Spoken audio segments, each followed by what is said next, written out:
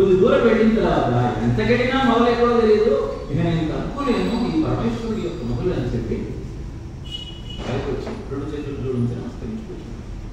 బ్రహ్మదేవుడు ఎలాగైనా సరే ఈ అంతాన్ని చూసి వచ్చి నా గొప్పదనాన్ని కట్టుకోవాలనుకున్నాడు. ఎంతకీ దొరకట. అప్పుడు ఒక మొగలి పువ్వు కింద పడుతుంది. దాన్ని పట్టుకొని నువ్వు నాకు ఒక చిన్న హెల్ప్ చేయి, మొదలు నేను చూశాను అని నువ్వు కూడా సాక్ష్యం చెప్పు, అబద్ధం చెప్పు. వెంటనే నేను విష్ణువు కంటే గొప్పని అందరికీ అర్థమైపోతుంది అని అడిగితే మొదలు పువ్వు. ఇప్పుడు శ్రీ మహావిష్ణువు చేతులు జోడించి నిలబడ్డాడు. అద్భుతమైన ఆశల స్వరూపం ఉంది. బ్రహ్మాండ అంతా వ్యాపించి ఉన్న ఆ స్వామికి బ్రహ్మాండ